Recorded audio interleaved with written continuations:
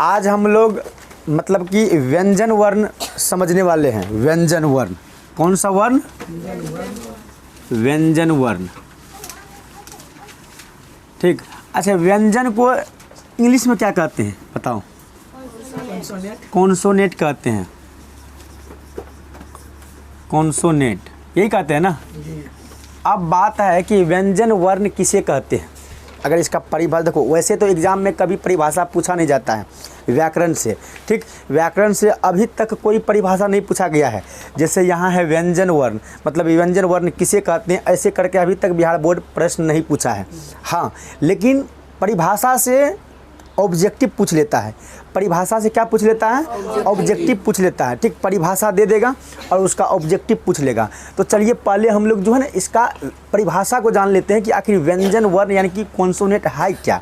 ठीक, अगर बात करते हैं कि व्यंजन किसे कहते हैं तो याद रखना है कि जिन वर्णों के उच्चारण में क्या लिखेंगे कि जिन वर्णों के उच्चारण में, जिन वर्णों के उच्चारण में, उच्चारण समझता है ना, उच्चारण में स्वर वर्ण की सहायता हो, स्वर वर्ण की सहायता ली जाती हो, उसे क्या कहते हैं? उसे व्यंजन वर्ण कहते हैं। अब यहाँ से परिभाषा से जो ऑब्जेक्टिव पूछेगा, देखो ध्यान से, ऑब्जेक्टिव पूछ लेगा कि जिन वर्णों के उच्चारण में स्वर वर्ण की सहायता हो उसे कहते हैं, बताओ, व्यंजन वर्ण। और ऐसा कभी नहीं पूछेगा कि व्यंजन वर्ण किसे कहते हैं, ऐसा कभी बिहार बोर्ड अभी तक नहीं पूछा है। तो इसलिए ध्यान रखना है कि परिभाषा दे करके ऑब्जेक्टिव पूछता है कि जिन वर्णों के उच्चारण में स्वर की सहायता हो उन्हें क्या कहते हैं? व्यंजन वर्ण कहते हैं। ठीक, अब हम बात कर लेते हैं कि आखिर व्यंजन वर्ण है क्या। तो सबसे पहले हम जैसे अगर हम बात करते हैं जैसे तो लिखेंगे क, क्या लिखेंगे? क। ठीक, उसके बाद ख, इसी तरह जाएंगे, यानी कि क से लेकर ह तक, क से लेकर ह तक, ये सारा जो वर्ण है ये कौन सा वर्ण है? व्यंजन वर्ण है। याद रखना है, क से लेकर के ह तक सारा के सारा ये जो वर्ण है ये कौन सा वर्ण है? व्यंजन है। कौन सा वर्ण है ये? व्यंजन है। अच्छा, बात आएगा कि पूछेगा कि व्यंजन वर्ण की संख्या कितनी होती है, तो आपको याद रखना है 33। कितना? 33। कितना होता है? 33 होता है। अब यहाँ मन में प्रश्न चलता होगा कि आखिर 33 कैसे होता है। जब हम क वर्ग की पहाड़ा लिखते हैं तो 5 होता है ना। अगर क से लेकर के म तक लिखेंगे तो 25 यहाँ है। फिर य से लेकर के ह तक लिखो, अगर क से म तक लिखेंगे तो 25 तो यहाँ आ जाता है ना। फिर य से लेकर के अगर ह तक लिखेंगे तो इस यहाँ कितना आएगा पता है? 8। तो 25 8 कितना हुआ? 33। तो याद होना चाहिए कि व्यंजन वर्ण की संख्या कितनी होती है? 33 होती है। और जिन वर्णों के उच्चारण में स्वर की सहायता ली जाती हो उसे कौन सा वर्ण कहते हैं? व्यंजन वर्ण कहते हैं। ठीक, तो यहाँ तक पहले उतार लो। ठीक है, इससे आगे तब बढ़ेंगे। तो व्यंजन वर्ण समझ में आ गया ना। अच्छा, अब कहेगा सर कि स्वर वर्ण की सहायता इसमें कहाँ है, वो तो दिखाइए। तो सबसे पहले हम बात करते हैं कि जैसे अभी हम क लिखेंगे, क तो व्यंजन वर्ण है ना। अच्छा, क बोलते हैं, क बोलने के बाद बात करते हैं कि ये जो क है, क कौन सा वर्ण है? अभी व्यंजन वर्ण है। क्या है? व्यंजन। अच्छा, सबसे पहले हम क का जो उच्चारण करते हैं, क बोलने के साथ क्या आता है? अ आता है ना। जैसे कि बोलो क, क्या आया? अ आया। इसमें जो है ना अ छिपा हुआ है, अगर इसको अलग करते हैं तो क हो जाएगा आधा, हलंत लगने से आधा मान होता है, अब प्लस में अ। देखो है ना, स्वर की सहायता है ना इसमें, स्वर की सहायता है ना इसमें। तो ये दोनों मिलकर के पूरा क बनता है, इसी को कहते हैं व्यंजन वर्ण। और व्यंजन वर्ण बिना स्वर की सहायता से नहीं बनता है। ठीक, तो चलिए यहाँ तक समझ में आ गया। अब आगे चलते हैं, आगे देखते हैं, इसका प्रकार को देख लेते हैं, इसका भेद देख लेते हैं कि कितने भेद के होते हैं। ठीक, लिखो, व्यंजन वर्ण 3 प्रकार के हैं, पहला है आपका स्पर्श व्यंजन, व्यंजन। दूसरा है आपका अंतःस्थ व्यंजन, अंतःस्थ व्यंजन। और तीसरा है आपका ऊष्म व्यंजन, ऊष्म व्यंजन। तो व्यंजन के कितनी प्रकार हैं? 3 प्रकार है। पहला स्पर्श व्यंजन, दूसरा है अंतःस्थ व्यंजन और तीसरा है ऊष्म व्यंजन। अब ये तीनों को हम लोग बारीकी से समझेंगे, यहाँ से भी क्वेश्चन पूछा जाता है। ठीक, तो सबसे पहले हम देख लेते हैं कि स्पर्श व्यंजन क्या होता है। तो यहाँ याद रखना है कि क से मतलब कि इतना समझ लेना है कि ताकि एग्ज़ाम में दिक्कत न हो, इतना हम लोग को समझ लेना है कि ताकि एग्ज़ाम में दिक्कत न हो। क से म तक, क से म तक ये क्या है? क से म तक को कहते हैं स्पर्श व्यंजन, क से लेकर के म तक को कहते हैं स्पर्श व्यंजन। अच्छा, एक तो चीज़ हम बताते हैं, अभी हम पूछेंगे कि म कौन सा व्यंजन है? स्पर्श व्यंजन। अच्छा, यहाँ से जो प्रश्न पूछेगा, यहाँ से प्रश्न पूछेगा कि निम्न में से स्पर्श व्यंजन है। अच्छा, क से लेकर म तक में कोई भी अगर वर्ण आया तो वो सारा वर्ण क्या है? स्पर्श व्यंजन। क से लेकर के म तक में अगर कोई भी वर्ण देख रहे हैं ऑप्शन में तो वो कौन सा व्यंजन है? स्पर्श व्यंजन है वो। ठीक, तो अगर हम पूछेंगे कि बताओगे कि ख कौन सा व्यंजन है? स्पर्श व्यंजन। अच्छा, अगर हम पूछ लेंगे य कौन सा व्यंजन है? पता नहीं, अभी पता नहीं है, अभी पता नहीं है, क्योंकि ये स्पर्श व्यंजन नहीं हो सकता है। हम क्या बोले हैं कि क से म तक ही कौन सा व्यंजन है? स्पर्श व्यंजन है। अच्छा, एग्जाम में पूछेगा कि स्पर्श व्यंजन की संख्या होती है तो कितनी? 25। याद रखना है बाबू, 25 कितना होता है? 25। स्पर्श व्यंजन की संख्या कितना होता है? 25 होता है। ठीक, क से लेकर म तक गिनती कर लो, कितना पुर जाएगा? 25 पुरेगा।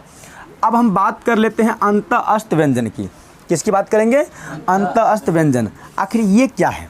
यहाँ से भी क्वेश्चन पूछता है। ठीक, तो य, र, ल, व, यहाँ तक को हम क्या कहते हैं? अंतःस्थ व्यंजन। य, र, ल, व कौन सा व्यंजन कहलाता है? अंतःस्थ व्यंजन कहलाता है। य, र, ल, व कौन सा व्यंजन कहलाता है? अंतःस्थ व्यंजन कहलाता है। अच्छा, पूछेगा निम्न में से, एग्जाम में जो पूछेगा कि निम्न में से अंतःस्थ व्यंजन है, 4 गो विकल्प रहेगा। ए में रहेगा अ, बी में रहेगा री, सी में रहेगा ल और डी में रहेगा क। बताओ। सी, यानी कि ल कौन सा व्यंजन है?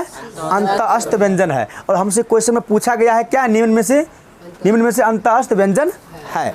इसी तरह बिहार बोर्ड एग्जाम में प्रश्न पूछा जाता है। क्या यहाँ तक समझ में आया? स्पर्श व्यंजन समझ में आया?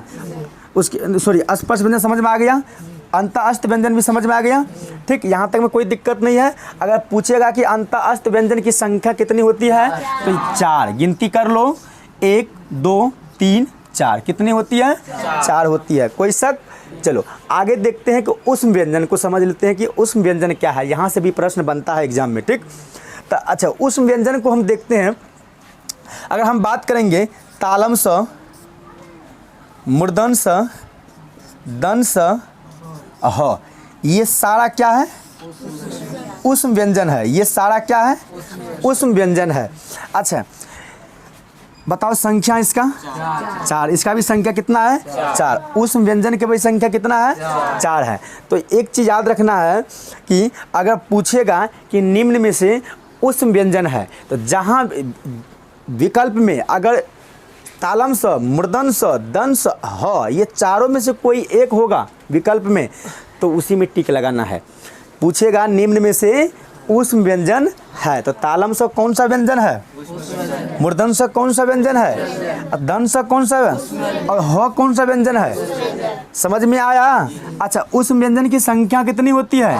4 होती है। तो हम लोग देख लिए कि स्पर्श व्यंजन क्या है, अंतःस्थ व्यंजन क्या है और उष्म व्यंजन क्या है। अगर पूछेगा स्पर्श व्यंजन यानी कि क से लेकर के म तक को हम क्या कहते हैं, स्पर्श व्यंजन कहते हैं, और इनकी संख्या कितनी होती है, 25 होती है। उसके बाद अंतःस्थ व्यंजन क्या है, तो अंतःस्थ व्यंजन यानी कि य र ल व को हम क्या कहते हैं, अंतःस्थ व्यंजन कहते हैं, और इनकी संख्या कितनी होती है, 4 होती है। उसके बाद हम उष्म व्यंजन देखें, उष्म व्यंजन भी 4 होती है, तालम स, मूर्धन स, दंड स और ह। ये चारों कौन सा व्यंजन है, उष्म व्यंजन है, और इनकी भी संख्या 4 होती है। हम ये भी बता दिए हैं कि एग्जाम में प्रश्न कैसे पूछा जाता है, ये भी बताया है ना। तो अगला है संयुक्त व्यंजन, या इसको बोलते हैं संयुक्ताक्षर भी बोलते हैं, संयुक्त व्यंजन। अब ये क्या है, ठीक, या इसको बोल सकते हैं संयुक्ताक्षर। ठीक, सबसे पहले हम जानेंगे कि हिंदी में जो है अक्ष,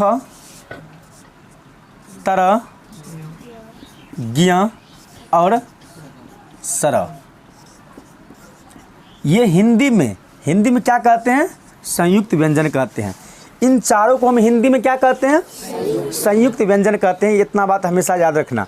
ठीक, ये चारों को हिंदी में हम क्या कहते हैं, संयुक्त व्यंजन कहते हैं। क्या कहते हैं, संयुक्त व्यंजन, क्योंकि ये स्वतंत्र नहीं है, ये स्वतंत्र वर्ण नहीं है।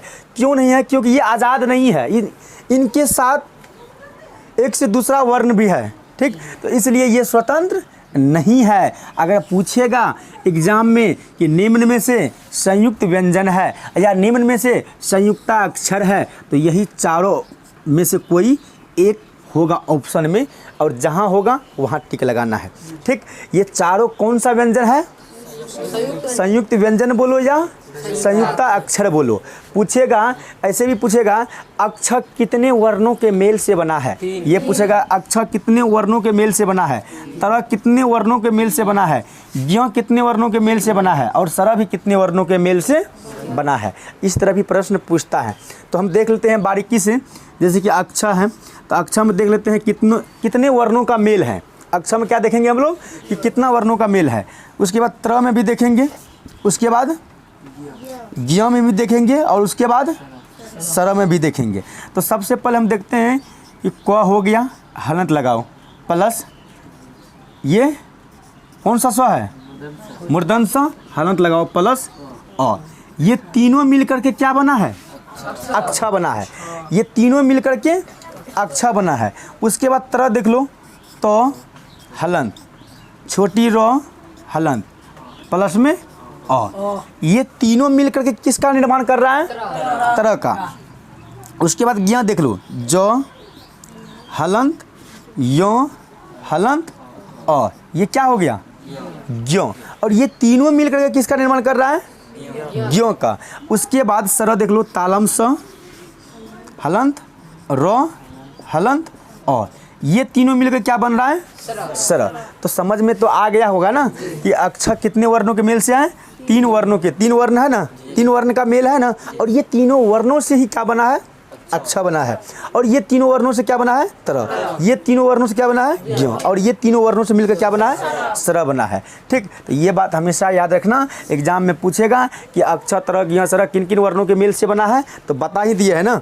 अच्छा, एग्जाम में ऐसे भी प्रश्न पूछ लेगा कि क हलंत प्लस मूर्धन स हलंत प्लस अ है, ऐसे ही पूछेगा है। अब ए में, बी में, सी में और डी में ऑप्शन रहेगा। अब क्या बनेगा, इनसे क्या बनेगा, अक्षर। और जिस भी ऑप्शन में अक्षर होगा उसी ऑप्शन को चुनेगा ना। तो चलो, इस तरह भी प्रश्न पूछेगा। या तो प्रश्न ऐसा भी पूछता है कि अक्षर में कितने वर्णों का मेल है, 3 वर्णों का। ठीक है। अच्छा, ऐसे भी पूछेगा कि निम्न में से संयुक्त व्यंजन है, ऐसे पूछेगा निम्न में से संयुक्त व्यंजन है। ये चारों में से जो रहेगा वो भी बोलेंगे, नहीं तो ऑप्शन में ऐसे भी देख सकता है, ऐसे तोड़ करके A B C D ऐसे भी पूछ लेगा। लेकिन हाँ, एक बात ध्यान में रखना, ये चारों नहीं दे देगा ऑप्शन में, सिर्फ ये चारों में से कोई एक ही देगा, क्योंकि ये चारों संयुक्त व्यंजन ही है ना। ये चारों में से कोई एक ही देगा, या ये दे दे, या ये दे दे, या ये, और या ये। उसके बाद 3 ऑप्शन जो रहेगा वो दूसरा तरीका से रहेगा। अच्छा, पूछेगा निम्न में से संयुक्त व्यंजन है। अगर इस तरह का भी ऑप्शन है तो हम देख करके बता सकते हैं कि कौन सा संयुक्त व्यंजन होगा। अगर वैसे ही पूछेगा तो या तो अक्षर रहेगा, या तो तरह रहेगा, या तो या तो सरल, या तो इसको तोड़ करके भी ऑप्शन में दे सकता है। ठीक, क्या यहाँ तक समझ में आया? चलो इसको उतार लो अच्छा से, आज यहीं तक रखते हैं। अब इससे आगे दूसरा दिन चलेंगे। ठीक, उसको रोक दो।